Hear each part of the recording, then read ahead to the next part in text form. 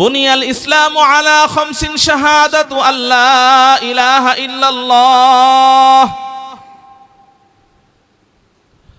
ইসলামের ভিত্তি হলো পাঁচটি। বুনিয়াল ইসলামু আলা খামসিন শাহাদাতি আল্লা ইলাহা ইল্লাল্লাহ। আল্লাহ তাআলার উপরে সাক্ষ্য প্রদান করা তিনি ব্যতীত আর কোনো মাবুদ নাই, ইলাহ নেই। ওয়া আন্না মুহাম্মাদার রাসূলুল্লাহ। দ্বিতীয় ভিত্তি হলো যে এই সাক্ষ্য প্রদান করা যে নিশ্চয়ই মুহাম্মাদুর রাসূলুল্লাহ সাল্লাল্লাহু আলাইহি ওয়াসাল্লাম আল্লাহ তাআলার প্রেরিত রাসূল। ওয়া ইকামিস সালাহ।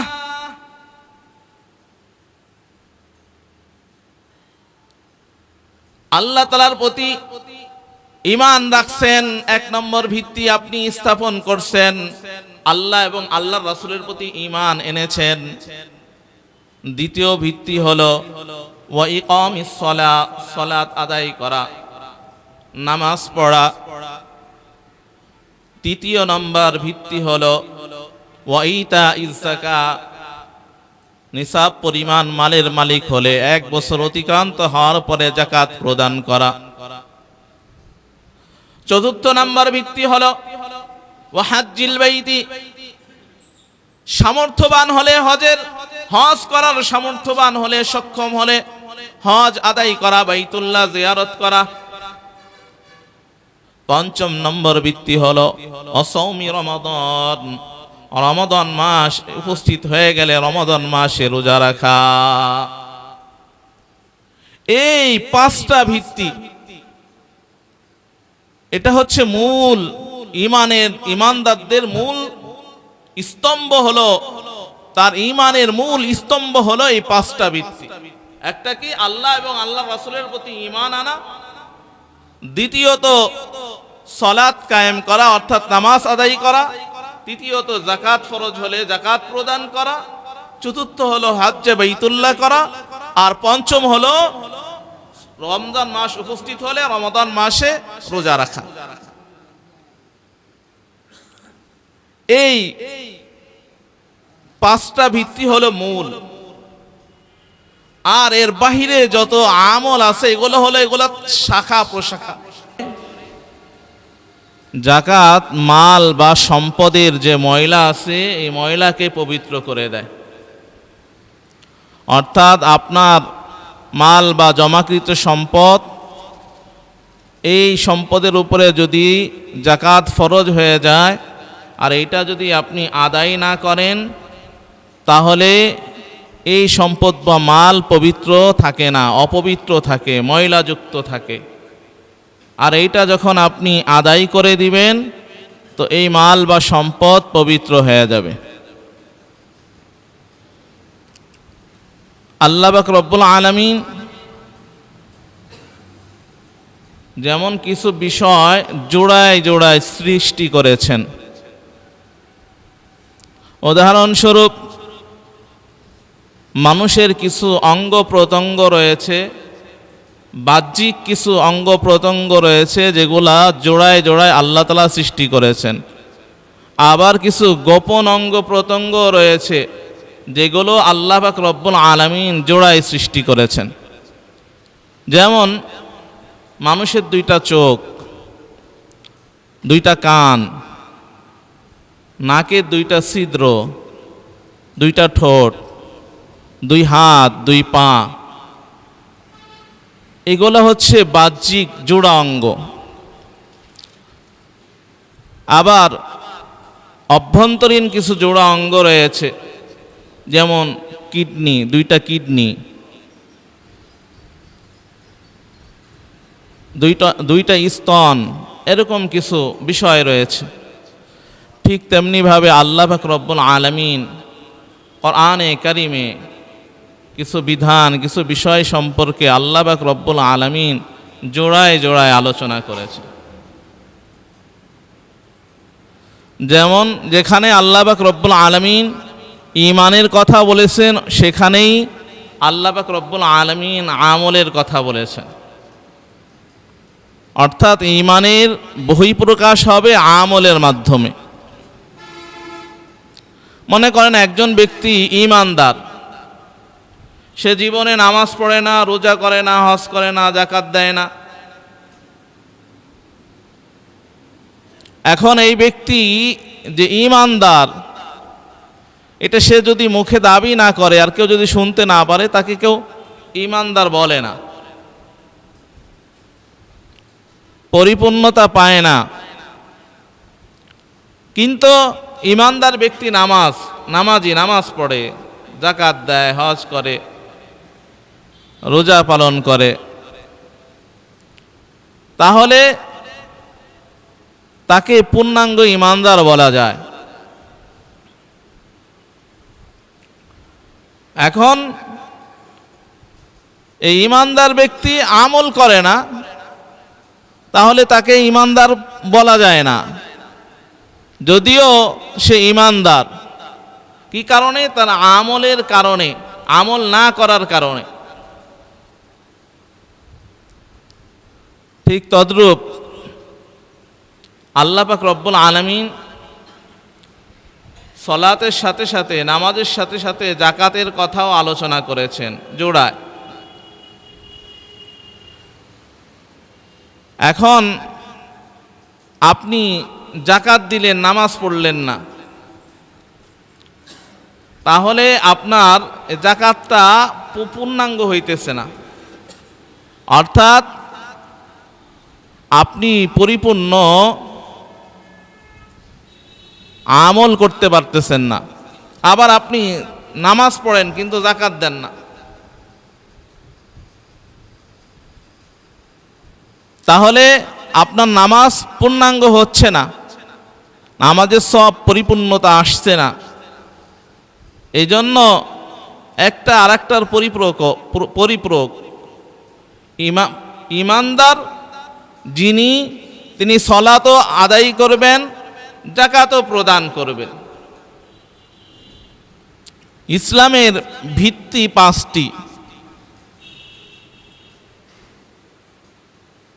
তার মধ্যে 3 নম্বর অবস্থানে রয়েছে যাকাত, নামাজের পরের স্থানই যাকাত।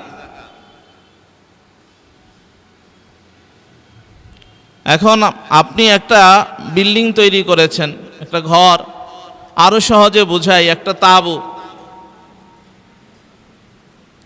তাঁবুর মাঝখানে একটা খুঁটি থাকে, 4 কোণায় 4টা খুঁটি থাকে। এখন মাঝখানের খুঁটিটা যদি আপনি না দেন, তাহলে 4 কোণায় 4টা খুঁটির দ্বারা আপনি তাঁবুকে টানাইতে পারবেন না, পরিপূর্ণতা আসবে না। মাঝখানেরটা দিলেন, চতুর্থ পাশের 4টা খুঁটির একটা খুঁটি আপনি দিলেন না, তবুও আপনার তাঁবুটা দাঁড়িয়ে থাকবে, তবে দুর্বল হিসেবে। ইসলামের 5টি বেনা বা ভিত্তির মধ্যে মাঝখানের খুঁটি হচ্ছে আল্লাহ তাআলার গাওয়াহি করা, আল্লাহ তাআলার প্রতি বিশ্বাস রাখা, আল্লাহর নবীর প্রতি বিশ্বাস স্থাপন করা, এই সাক্ষ্য দেওয়া। আর 4টা খুঁটি নামাজ, যাকাত, হজ আর রমাদান মাসের রোজা। এখন আপনি ঈমানদারই না, আপনি 4টা আদায় করেন, কোনো ফায়দা আসবে না। যেমন মাঝখানের খুঁটি না থাকলে তাঁবুর কোনো ফায়দা হয় না, টানানো যায় না, ঠিক তেমনি ভাবে আপনি লা ইলাহা ইল্লাল্লাহ কালিমা ওয়ালা হইলেন না, ঈমানদার ওয়ালা হইলেন না, ঈমানদার হইলেন না, তো আপনার দান, সদকা, হজ, যাকাত, নামাজ, রোজা এগুলোর কোনো মূল্য নেই। তবে আপনি ঈমানদার, এই 4টা ফরজ বিধানের কোনো একটা বিধান পালন করেন না, তবুও আপনি হিসাব নিকাশের পরে জান্নাতের আশা রাখেন। কিন্তু আপনি যদি কোনো একটা বিধানকে অস্বীকার করেন, তাহলে ডাইরেক্ট আপনার ঈমান চলে যাবে। এই জন্য মুমিনের এই পঞ্চম বেনা, পাঁচটা ভিত্তি ঠিক রাখা। সেগুলো কি? আল্লাহর নবী রাসূলুল্লাহ সাল্লাল্লাহু আলাইহি ওয়াসাল্লাম বলেন, বুনিয়াল ইসলামু আলা খামসিন শাহাদাতু আল্লা ইলাহা ইল্লাল্লাহ। ইসলামের ভিত্তি হলো পাঁচটি। বুনিয়াল ইসলামু আলা খামসিন শাহাদাতি আল্লা ইলাহা ইল্লাল্লাহ, আল্লাহ তাআলার উপরে সাক্ষ্য প্রদান করা তিনি ব্যতীত আর কোনো মাবুদ নাই, ইলাহ নেই। ওয়া আন্না মুহাম্মাদার রাসূলুল্লাহ। দ্বিতীয় ভিত্তি হলো যে এই সাক্ষ্য প্রদান করা যে নিশ্চয়ই মুহাম্মাদুর রাসূলুল্লাহ সাল্লাল্লাহু আলাইহি ওয়াসাল্লাম আল্লাহ তাআলার প্রেরিত রাসূল। ওয়া ইকামিস সালাহ,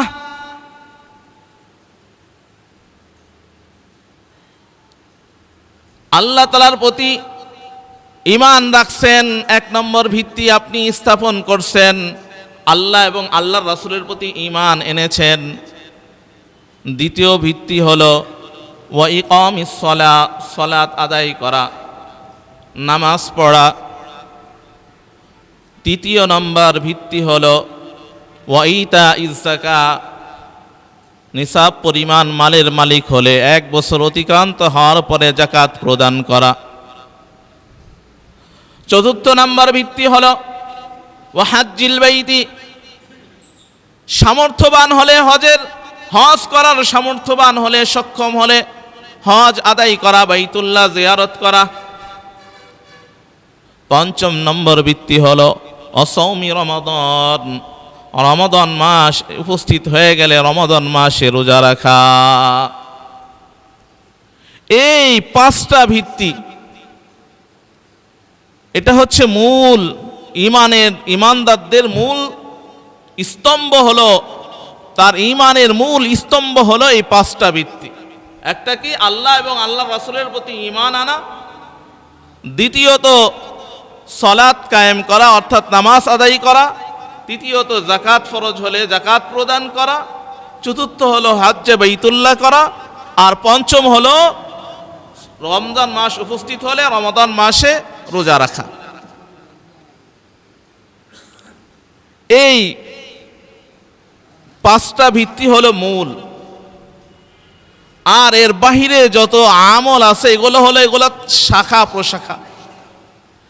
এই ফরজ বিধান এগুলাকে যদি কেউ অস্বীকার করে তাহলে সে কাফের হয়ে যাবে।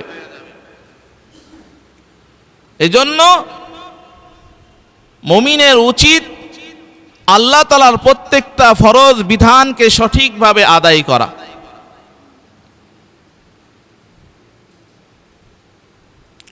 আল্লাহ পাক রব্বুল আলামিন বলেন, ওয়া আকিমুস সালাতা ওয়া আতুজ যাকাতা ওয়া আতিউর রাসূল, তোমরা সালাত কায়েম করো এবং যাকাত প্রদান করো। ওয়া আতিউর রাসূল, এবং রাসূলের আনুগত্য করো। সালাত কায়েম করলেন, যাকাত প্রদান করলেন, রাসূলের আনুগত্য করলেন।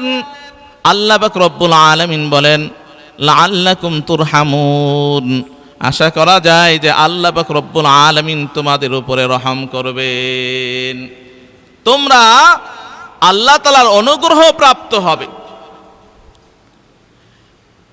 এজন্য আল্লাহ পাক রব্বুল আলামিন পবিত্র কোরআনে হাকিমে যেখানেই সালাতের কথা আলোচনা করেছেন, পাশাপাশি যাকাতের কথা আলোচনা করেছেন। পবিত্র কোরআনে হাকিমে আল্লাহ পাক রব্বুল আলামিন সালাতের সাথে তথা নামাজের সাথে যাকাতের কথা 25 জায়গার মধ্যে আলোচনা করেছেন। এছাড়া আরো 7 জায়গায় যাকাতের কথা বলেছেন। মোট 32 জায়গায় আল্লাহ পাক রব্বুল আলামিন কোরআনে হাকিমের মধ্যে যাকাত সম্পর্কে আলোচনা করেছেন।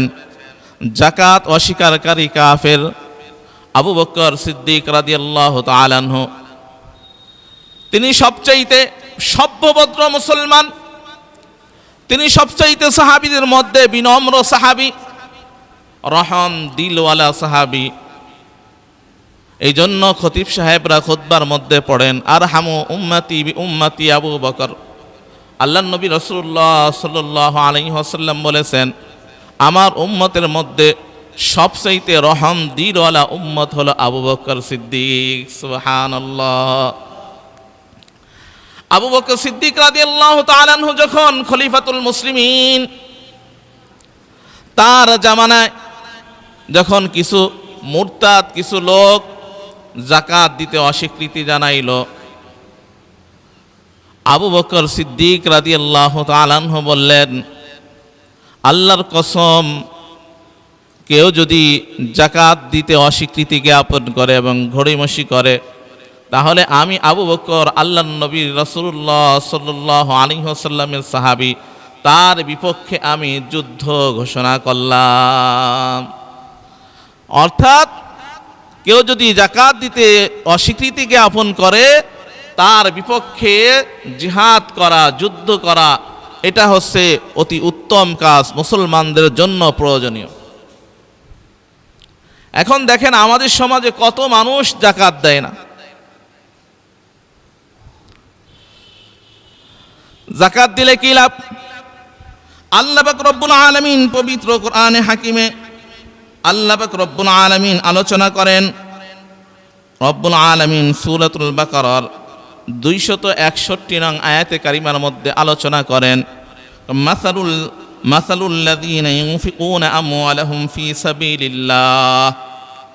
রব্বুল আলামিন বলেন, যারা আল্লাহর পথে নিজেদের সম্পদ ব্যয় করে, মাসালুল লাযীনা, মাসালুন দৃষ্টান্ত হলো, উপমা হলো, আল্লাযীনা এমন ব্যক্তিদের, ইউনফিকুনা আমওয়ালাহুম যারা তাদের মাল বা সম্পদ খরচ করে, ফি সাবিলিল্লাহি আল্লাহ তাআলার রাস্তায়, কামাসালি হাব্বাতিন, কামাসালি হাব্বা, কয় তার দৃষ্টান্ত হলো, তার উদাহরণ হলো যে একটি বীজের মতো। কামাসালি হাব্বা, একটি বীজের মতো। একটি বীজ যেমন জমিনে বপন করে দেন, আম্বাতাস সাবআ সানাবিলা, এই বীজটা বপন করলে তা থেকে 7টা শীষ জন্মায়। আপনি একটা ধানের বীজ বপন করেছেন, এই ধান থেকে চারা গজিয়েছে, সাথে সাথে আরো কিছু চারা তার সঙ্গে একত্র হয়ে 7টা চারা গজাইছে, 7টা শীষ তার থেকে বের হয়েছে। ফি কুল্লি সুম্বুলাতিন মিআতু হাব্বা, আর প্রত্যেকটা শীষের মাঝেই 100টা করে দানা রয়েছে। তাহলে 7টা শীষের দানার সংখ্যা কয়টা? জোরে বলেন। প্রতি শীষে যদি 100 করে দানা থাকে, তাহলে বীজ থাকে, তাহলে মোট 7টা গাছে, 7টা চারায় কয়টা বীজ রয়েছে? 700টা। আল্লাহ পাক রব্বুল আলামিন কত চমৎকার উদাহরণ দিয়ে বান্দাকে বুঝাইছেন যে যা থেকে 7টি শীষ জন্মায় এবং প্রত্যেক শীষে 100টা করে দানা থাকে। আল্লাহু ইউদাইফু লিমান ইয়াশা, আল্লাহ যাকে ইচ্ছা আরো বৃদ্ধি করে দেন। এটা তো একটা উদাহরণ দিয়েছেন আল্লাহ পাক রব্বুল আলামিন, যে কামাসালি হাব্বাতিন, যে ব্যক্তি আল্লাহর রাস্তা 1 টাকা খরচ করে, আম্বাতাস সাবআ সানাবিলা সুম্বুলাতিন মিআতু হাব্বা, তার উদাহরণ হলো যে ওই 1 টাকায় যেমন একটা বীজ বপন করলে তার থেকে 7টা চারা গজায় এবং প্রতিটা চারার মাঝে 7টা করে শীষ থাকে, প্রতিটা শীষে 100টা করে দানা থাকে, মোট 7টা শীষের দানার সংখ্যা হলো 700টি। ঠিক তেমনিভাবে কোনো ব্যক্তি যদি আল্লাহর রাস্তায় 1 টাকা খরচ করে, আল্লাহ পাক রব্বুল আলামিন ওই 1 টাকাকে আল্লাহ পাক রব্বুল আলামিন 700 গুণ বৃদ্ধি করে দেন। জোরে আওয়াজ দিয়ে বলেন না সুবহানাল্লাহ। শুধু তাই নাই, আল্লাহ পাক রব্বুল আলামিন আরো বলেন, আল্লাহু ইউদাইফু লিমান ইয়াশা। এটা তো তোমাদের একটা সাধারণ দৃষ্টান্ত পেশ করলাম, আল্লাহ চাইলে আরো বাড়িয়ে দেন। সুবহানাল্লাহ। আল্লাহু ওয়াসিউন আলিম, আল্লাহ হলো প্রাচুর্যময় ও সর্বজ্ঞ। এজন্য আল্লাহর রাস্তায় প্রত্যেকটা মুমিনকে আল্লাহর বিধান মোতাবেক আল্লাহ তাআলার থেকে অর্জিত ধন সম্পদ আল্লাহর রাস্তায় আল্লাহ তাআলার বিধান মোতাবেক ব্যয় করা, এটা হলো প্রত্যেকটা মুমিনের দায়িত্ব এবং কর্তব্য। প্রতিটা মুমিনের দায়িত্ব এবং কর্তব্য হলো আল্লাহর রাস্তায় আল্লাহ তাআলার বিধান মোতাবেক আল্লাহ তাআলার দেওয়া সম্পদ ব্যয় করা। রব্বুল আলামিন বলেন, ওয়াকিমুস সালাতা ওয়া আতুস যাকাতা ওয়ারকাউ মা'আর রাকিঈন। সূরাতুল বাকারা 43 নং আয়াতের কারিমার মধ্যে রব্বুল আলামিন বলেন, ওয়াকিমুস সালাত, তোমরা সালাত প্রতিষ্ঠা করো, ওয়া আতুস যাকাত প্রদান করো, ওয়ারকাউ মা'আর রাকিঈন, এবং রুকুকারীদের সঙ্গে রুকু করো, অর্থাৎ নামাজীদের সঙ্গে নামাজ আদায় করো। এটা আল্লাহ তাআলার আদেশ যাকাত দেওয়া। রব্বুল আলামিন বলেন, ওয়াকিমুস সালাতা ওয়া আতুস যাকাত ওয়া আকরিদুল্লাহ করদান হাসানা। রব্বুল আলামিন সূরাতুল মুজাম্মিলের 20 নং আয়াতে কারিমার মধ্যে ঘোষণা করেন, ওয়াকিমুস সালাতা ওয়া আতুস যাকাত, তোমরা সালাত আদায় করো, সালাত প্রতিষ্ঠা করো এবং যাকাত প্রদান করো। ওয়াকরিদুল্লাহ করদান হাসানা, এবং আল্লাহ তাআলাকে উত্তম দান প্রদান করো, এবং অর্থাৎ আল্লাহ তাআলাকে দাও উত্তম ঋণ। ওয়াকরিদুল্লাহ করদান হাসানা ওয়া মা তুকদ্দিমু লিআনফুসিকুম মিন খায়র। আল্লাহ পাক রব্বুল আলামিন বলেন, আর তোমরা নিজেদের জন্য মঙ্গলজনক যা কিছু আগে পাঠাবে, ওয়া মা তুকদ্দিমু, তোমরা যা কিছু আগে পাঠাবে, লিআনফুসিকুম, নিজেদের জন্য, মিন খায়র, মঙ্গলজনক, তাজিদুহু ইনদাল্লাহ, সেইগুলা তোমরা আল্লাহ তাআলার কাছে পাবে। তাজিদুহু ইনদাল্লাহ, আল্লাহ তাআলাকে তোমরা যে ঋণ প্রদান করবে সেই ঋণ তোমরা আল্লাহ তাআলার কাছে পাবে উত্তম রূপে। হুয়া খায়রুন ওয়া আযমু আজরা, সেগুলা প্রতিদান হিসেবে উৎকৃষ্ট উত্তম রূপে তোমরা পাবে। ওয়াস্তাগফিরুল্লাহ, এবং তোমরা তওবা করো, ইস্তেগফার পাঠ করো। ইন্নাল্লাহা গফুরুর রহিম, নিশ্চয়ই আল্লাহ পাক রব্বুল আলামিন হলেন দয়াশীল, আল্লাহ পাক রব্বুল আলামিন হলেন ক্ষমাশীল, দয়াশীল। ইন্নাল্লাহা গফুরুর রহিম। তাহলে আপনি যে যাকাত প্রদান করতেছেন, দান করতেছেন, সদকা করতেছেন, এগুলা আসলে আপনি স্বয়ং আল্লাহ পাক রব্বুল আলামিনকে ঋণ হিসেবে প্রদান করতেছেন, এবং এই ঋণগুলা আল্লাহ তাআলাকে আপনি কর্জা হাসানা হিসেবে দিতেছেন।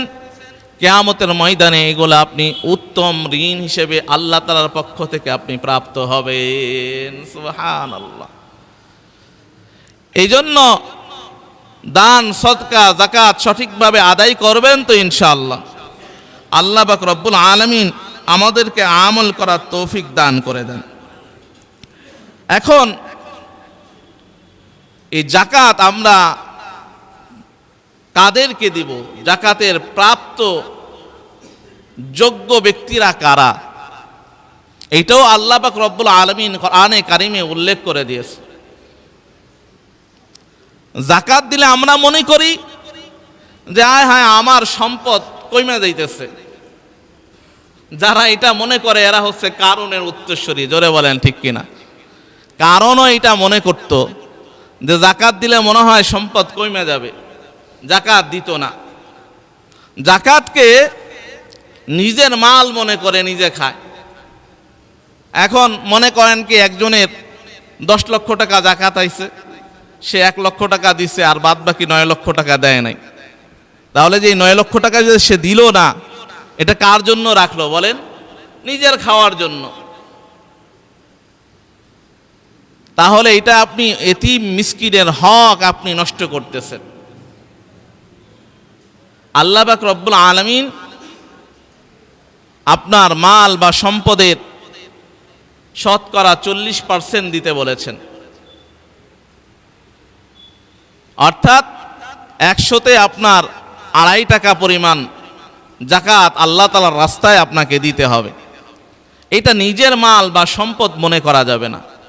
আপনি জাকাত ব্যয় করলে আল্লাহ পাক রব্বুল আলামিন আপনার সম্পদের মাঝে বারাকা দান করে দিবেন। জোরে আওয়াজ দিয়ে বলেন না সুবহানাল্লাহ।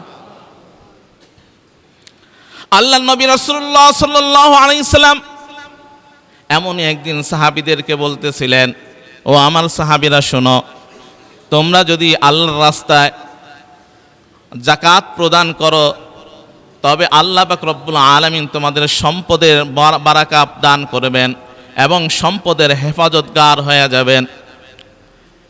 একজন ইহুদি মহিলা আল্লাহ নবী রাসূলুল্লাহ সাল্লাল্লাহু আলাইহি ইসলামের এই কথাটা শ্রবণ করে ফেলেন।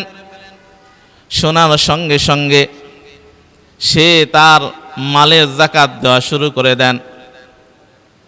এই ইহুদি মহিলার আত্মীয় স্বজন প্রতিবেশীরা জিজ্ঞাসা করে, কি হইল তোমার? তুমি কি ঈমান গ্রহণ করেছো? না, না, ঈমান গ্রহণ করি নাই। তবে জাকাত দিতেছো কেন? জাকাত দিলে আল্লাহ পাক রব্বুল আলামিন মালের সংরক্ষণকারী হয়ে যান, আল্লাহ পাক রব্বুল আলামিন সম্পদের মাঝে বারাকা দান করে দেন। ইহুদি মহিলার এই কথা শুনে এলাকাবাসী তাকে জিজ্ঞাসা করে যে তুমি এটা কার কাছে শুনেছো? তোমাকে কি কেউ বলেছে কিনা? বলে, হ্যাঁ হ্যাঁ, আমি শুনেছি। কার কাছে শুনেছো? মুহাম্মাদুর রাসূলুল্লাহ সাল্লাল্লাহু আলাইহি ওয়াসাল্লাম, আমি তার কাছে শুনেছি। সে এমন ব্যক্তি যার জবান কখনো মিথ্যা বলতে পারে না। সুবহানাল্লাহ। দেখেন, ইহুদি মহিলারও ইয়াকিন ছিল আল্লাহর নবীর প্রতি। ইহুদি মহিলা তার ব্যবসায়ী কাফেলা সিরিয়ায় পাঠায়া দেয়। সিরিয়া থেকে ব্যবসায়ী কাফেলা ফেরার পথে তার কানে খবর পৌঁছায় যে তার ব্যবসায়ী কাফেলার বোঝাইকৃত মালগুলো ডাকাতি হয়ে গেছে। মহিলা এবার বলে, যদি কথাটা বাস্তবই হয়ে থাকে তাহলে আমি মুহাম্মাদুর রাসূলুল্লাহর কলার ধরে জিজ্ঞাসা করব, জামার কলার ধরে জিজ্ঞাসা করব যে তুমি কি করে মিথ্যা কথা বলতে পারলে? তুমি কখনো নবী হইতে পারো না, তুমি একজন মিথ্যাবাদী। কিছুক্ষণ পরেই মহিলা দেখতে পাইল যে তার বাড়ির মাঝে উটের বহর চলে আসছে। শত শত মাল বহনকারী উট তার বাড়িতে উপস্থিত। এবার এই ব্যবসায়ী কাফেলাকে এই ইহুদি মহিলা জিজ্ঞাসা করেন যে তোমাদের কি পথিমধ্যে ডাকাত আক্রমণ করে নাই? বলতেছে, না না, আক্রমণ করে নাই। তবে কারণ কি? কারণ হলো হঠাৎ করে আমাদের যে প্রধান উটটা রয়েছে, যে নেতা উটটা রয়েছে, এই উটটা হঠাৎ করে অসুস্থ হয়ে পড়ে, অথবা গর্তের মাঝে পা পড়ে বসে পড়ে যায়। উটের একটা ধারা রয়েছে, উটের সর্দার যেদিকে যায় পিছন পিছন সেগুলো যায়। আমাদের প্রধান উটটা, আমির উটটা বসে যাওয়ার কারণে সমস্ত উটগুলোই বসে যায়। আমাদের থেকে প্রায় 2 কিলোমিটার দূরত্বে ডাকাতি হইতেছিল। আমরা এরকমভাবে হইচই চেঁচামেচির আওয়াজ পাইতেছিলাম। আমরা ওখানে বসে যাওয়ার কারণে অন্ধকারে ডাকাত আমাদেরকে দেখতে পায় নাই। এই জন্য আমরা সশরীরে পুরা মাল সহকারে আমরা উপস্থিত হয়ে গেছি।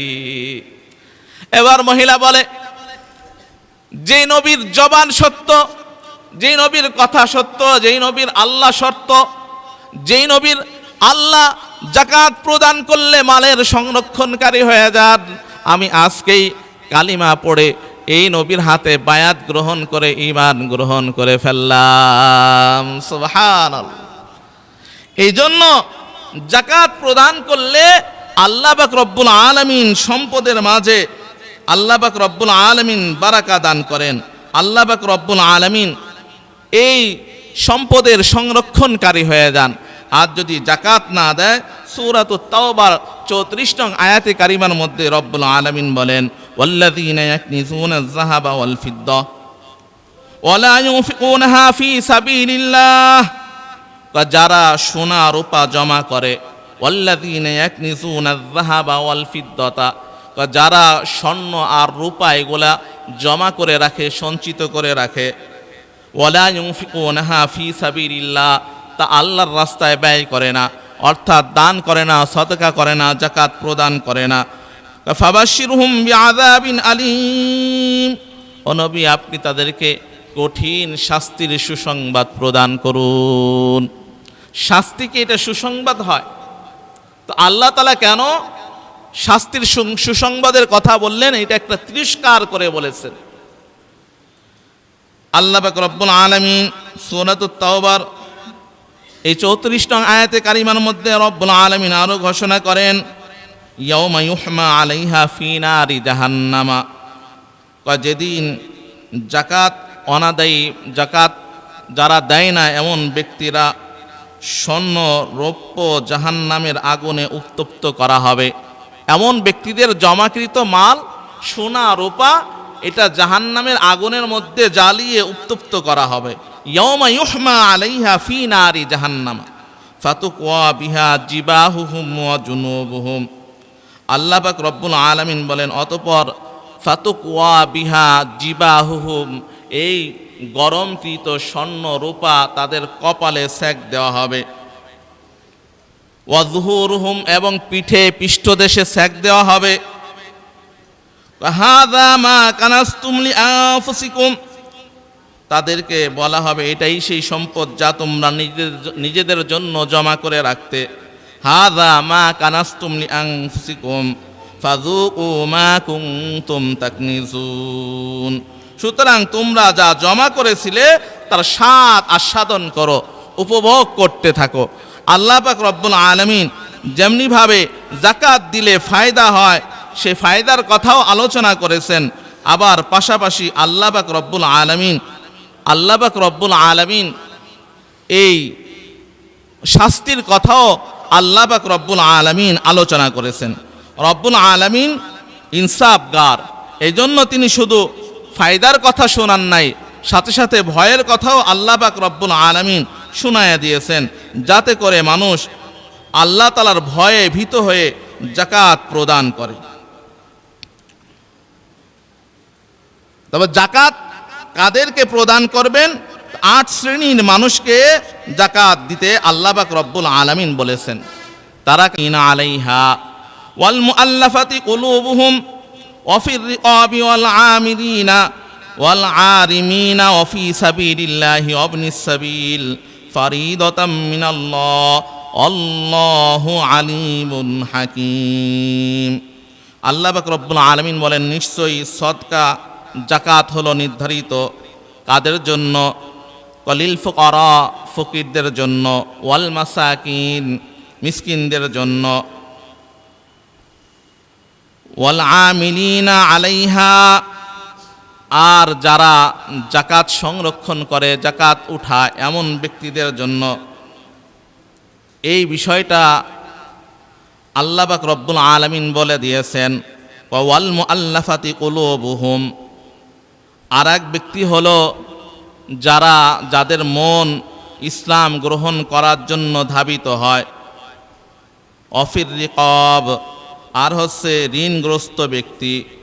ওয়াল আরিমিনা ফি সাবিলিল্লাহি ওয়া ইবনিস সাবিল, আর হচ্ছে মুসাফির ব্যক্তি, ঋণগ্রস্ত ব্যক্তি, আর হচ্ছে যে আজাদকৃত, যারা তাদের গোলামকে আজাদ করতে চায় এমন ব্যক্তিদেরকে যারা সহযোগিতা করবে এমন ব্যক্তিদেরকে যাকাত প্রদান করতে হবে।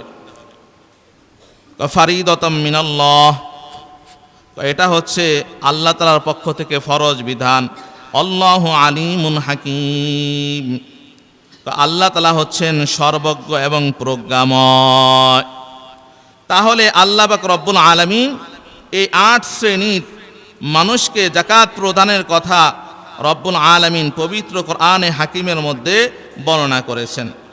তাহলে 8 শ্রেণীর মানুষ কারা? 1 নম্বর ফকির, 2 নম্বর মিসকিন, 3 নম্বর হচ্ছে ওই সমস্ত লোক যারা সদকা উত্তোলন করার কাজে নিয়োজিত, আর 4 নম্বর হচ্ছে ওই সমস্ত কাফের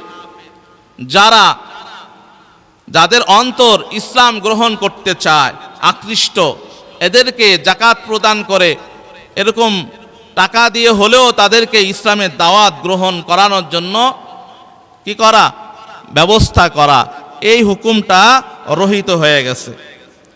আর ৫ম নম্বর হচ্ছে দাস আজাদ করা। ৬ষ্ঠ নম্বর, যারা ঋণগ্রস্ত তাদেরকে ঋণ মুক্ত করার জন্য সাহায্য সহযোগিতা করা। ৭ নম্বর হচ্ছে আল্লাহর রাস্তায় জিহাদকারী। আর ৮ম নম্বর হচ্ছে মুসাফিরদের প্রয়োজনে ব্যবহার করার জন্য, এই যারা মুসাফির তাদেরকে কিছু টাকা পয়সা প্রদান করা, অর্থ প্রদান করা, এই ৮টা খাতে জাকাত ব্যয় করা। এখন আমাদের সমাজে আমরা নিকটতম আত্মীয় স্বজন যদি গরিব দুঃখী এতিম মিসকিন থাকে তাদেরকে দিব। এরপরে কওমি মাদ্রাসাগুলো, যেগুলোর মাঝে এতিম ফান্ড রয়েছে, লিল্লাহ ফান্ড, এতিমদের জন্য ব্যয় করা হয়, এখানে দিলে আপনার 2টা ফায়দা হবে। একটা হলো এতিম মিসকিনকে সাহায্য সহযোগিতা করা হইতেছে, আর দ্বিতীয়টা হলো যে আল্লাহ তাআলার দ্বীন প্রতিষ্ঠার জন্য, আল্লাহ তাআলার দ্বীনের কাজের সহযোগিতা করার জন্য, ইলমের চর্চার সহযোগিতা করার জন্য আপনাকে আল্লাহ পাক রব্বুল আলামিন নেকি প্রদান করবেন। এই জন্য বুঝে শুনে জাকাত প্রদান করা। জাকাত ফরজ কাদের উপরে হয়? এমন ব্যক্তিদের উপরে জাকাত ফরজ হয় যাদের 7.5 ভরি রূপা স্বর্ণ, অথবা 52.5 ভরি রূপা, অথবা 52.5 ভরি রূপার পরিমাণ মূল্য যাদের কাছে জমা হয়, এবং জমা হওয়ার দিন থেকে নিয়ে 1 বছর অতিক্রান্ত হওয়ার পরে তাকে শতকরা 2.5% হিসেবে জাকাত প্রদান করতে হবে। অথবা এই 3 বস্তু, স্বর্ণ, রূপা, টাকা, এই 3 বস্তুর যে কোনো 2টা মিলে যদি 52.5 ভরি রূপার সমপরিমাণ মূল্য দাঁড়ায়া যায়, আর এই মূল্য জমা হওয়ার পরে 1 বছর অতিক্রান্ত হয়, এই ব্যক্তিকেও জাকাত প্রদান করতে হবে। অথবা এই 3 বস্তু থেকে কিছু কিছু অংশ মিলে যদি 52.5 ভরি রূপার পরিমাণ মূল্য দাঁড়ায় যায়, তাহলেও তাকে জাকাত প্রদান করতে হবে।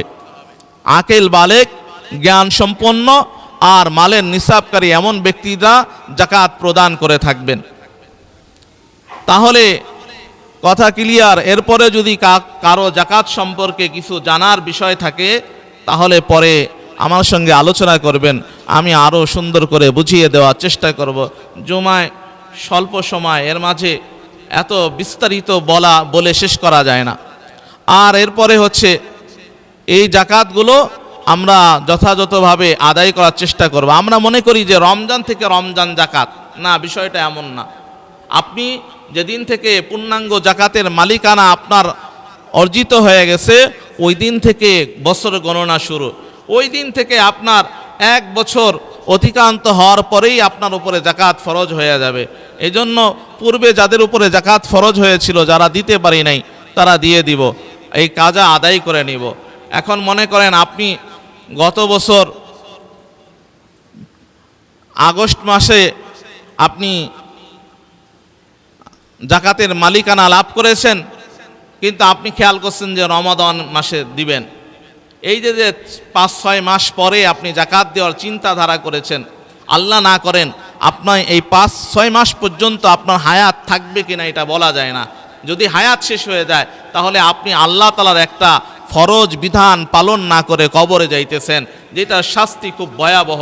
আল্লাহ নবী রাসূলুল্লাহ সাল্লাল্লাহু আলাইহি সাল্লাম বলেন, যে ব্যক্তি জাকাত প্রদান করে না তার এই সম্পদ আর মাল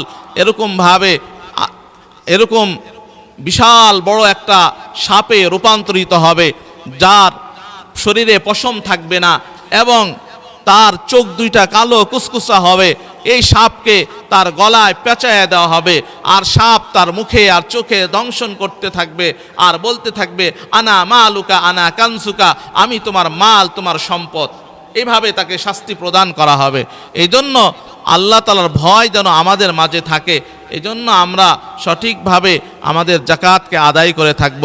আল্লাহ পাক রব্বুল আলামিন আমরা যা বললাম এবং শুনলাম আমাদের সকলকে এর উপরে আমল করার তৌফিক দান